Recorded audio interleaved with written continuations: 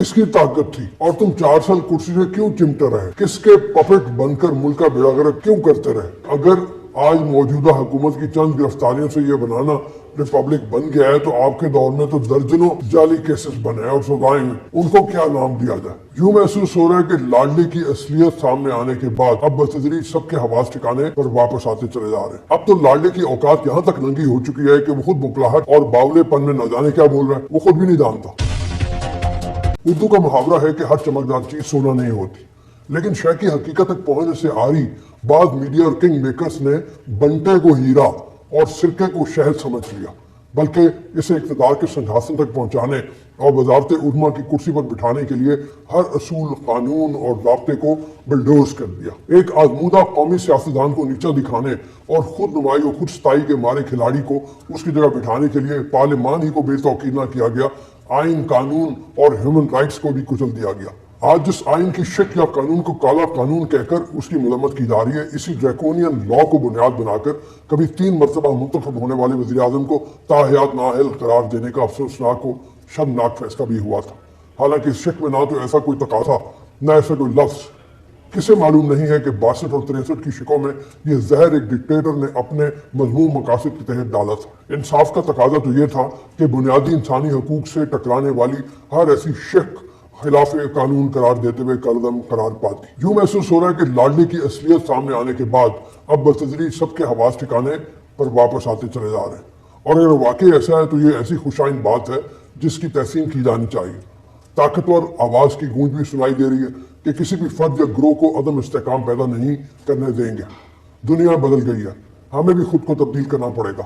ہمیں ایک دوسرے سے لڑنے کی بجائے بھوک اور ننگ سے لڑنا ہوگا۔ اب تو لاڈلے کی اوقات یہاں تک ننگی ہو چکی ہے کہ وہ خود بکلاہٹ اور باولے پن میں نہ جانے کیا بول رہا ہے وہ خود بھی نہیں جانتا۔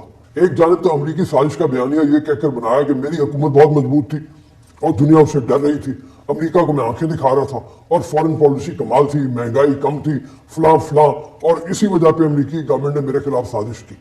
وہیں عقل سے عاری شخص کل سے یہ بیان دے رہا ہے کہ میری حکومت کے پاس تو پاور ہی نہیں تھی، میں تو ڈمی تھا، یا کٹ پتلی کہنا مناسب ہوگا۔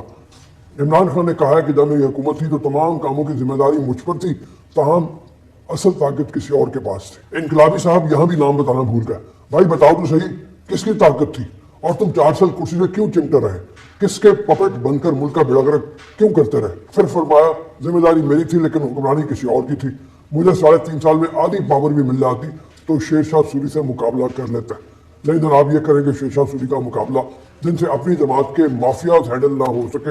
آج تک چینی mafia, petrol mafia, gas mafia, دوائی مافیا، رنگ روڈ سکینڈل وغیرہ جو ان کے دور میں انہی کی کیبنٹ میں رہ کر ان کو ڈستے رہے، یہ ان کا کچھ نہ بگاڑ سکے، اور مقابلہ کریں گے شیر شاہ سوری سے۔ ان کی جماعت کے ہی جھوٹے ترین شخص شہزاد اکبر جو منظر عام سے غائب ہیں کہ ان کے کالے کرتوتوں کا کچا چٹھا کل عدالت نے کھول دیا اور وزیر اعظم شہباز شریف اور حمزہ شہباز کو منی لانڈرنگ کیس میں باعزت بری کر دیا۔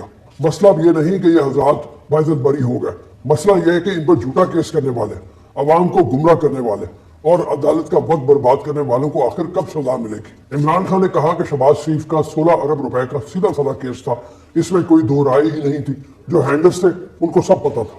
یہاں بھی عمران خان نے تو عقل سے کام لے لیا کہ براہ راست کسی کو مخاطب کر کے نہیں کہا بلکہ ہینڈلرز کا لفظ استعمال کر کے اپنے لیے گویا گنجائش رکھ لی، مگر وہ شاہ سے زیادہ شاہ کے وفادار اعظم سواتی اپنی اوقات سے زیادہ بول گئے اور ٹویٹر پر اس بریت میں آرمی چیف کو ملوث کر کے تضحیک آمیز ٹویٹ کر ڈالی اور پھر FIA کے ہاتھ میں چڑھ گئے اور رونے لگے شہباز گل کی طرح کہ مجھے ننگا کر دیا گیا۔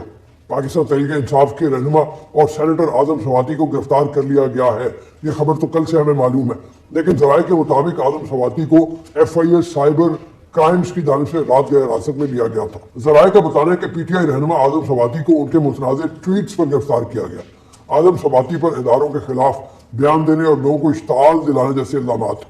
ذرائع کے مطابق اعظم سواتی کا نام ممنوعہ فنڈنگ کیس میں بھی شامل ہے اور وہ سائبر کرائمز کے بھی ایک کیس میں زیر تفتیش رہے ہیں، تاہم ان کے بقول وہ یہ نہیں جانتے کہ انہیں کس مقدمے میں گرفتار کیا گیا ہے۔ اعظم سواتی کو سینئر سول جج شبیر بھٹی کی عدالت میں پیش کر دیا گیا، جہاں FIA کی جانب سے اعظم سواتی کے 7 روزہ جسمانی ریمانڈ کی استدعا کی گئی تھی۔ दूसरी जानब अदालत में आदम सवाती के वकला ने मौक़िफ़ अख्तियार किया कि इनके मुवक्किल को सिर्फ सियासी बुनियादों पर गिरफ्तार किया गया। आदम सवाती पर उनके बकौल बदतरीन तशद्दुद किया गया। अदालत ने FIA की जिस्मानी रिमांड की सजा पर फैसला सुनाते हुए आदम सवाती का 2 रोज़ा जिस्मानी रिमांड मंजूर कर लिया। मजीद बड़ा अदालत ने हुक्म दिया कि आदम सवाती को फौरी तौर पर पिम्स हॉस्पिटल में मेडिकल के लिए ले जाया जाए, जिसके बाद आदम सवाती को FIA वाले लेकर पिम्स अस्पताल रवाना होगा। पाकिस्तान तहरीक इंसाफ के चेयरमैन इमरान खान ने सेनेटर आदम सवाती की गिरफ्तारी पर रद्द-ए-अमल का इजहार किया। इस्लामाबाद की अदालत में पेशी के मौके पर इमरान खान से आदम सवाती की गिरफ्तारी से मुतालिक भी सवाल किया गया, जिसके जवाब में इमरान खान ने बरहमी का इजहार करते हुए कहा कि ये तो बनाना रिपब्लिक बना दिया गया है, शर्म आनी चाहिए। अब इंसाफ ने कोई पूछे कि जनाब आपके दौर में जो एप्पल रिपब्लिक थे, इस बारे में भी कुछ इरशाद फरमाएं।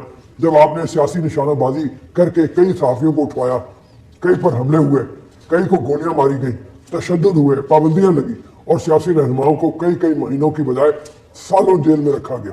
अदालतों ने बिलाखिर उन्हें बाइज्जत बरी कर दिया। साद रफीक, सलमान रफीक, आहद चीमा, फवाद रसूल फवाद, राना सनाउल्लाह, यहाँ तक के नवाज शरीफ, मरियम नवाज, शहबाज शरीफ, हमजा शहबाज इसकी ताज़ा मिसाल। अब सवाल यह है कि अगर आज मौजूदा हुकूमत की चंद गिरफ्तारियों से यह बनाना रिपब्लिक बन गया है, तो आपके दौर में तो दर्जनों जाली केसेस बने और सजाएं हुई, उनको क्या नाम दिया जाए? जो बोता है उसको काटना तो पड़ता है। यहाँ से कुछ सवाल मेरे जहन में उठते हैं जिनका जवाब देना इमरान खान और उनकी पार्टी के लिए ज़रूरी है।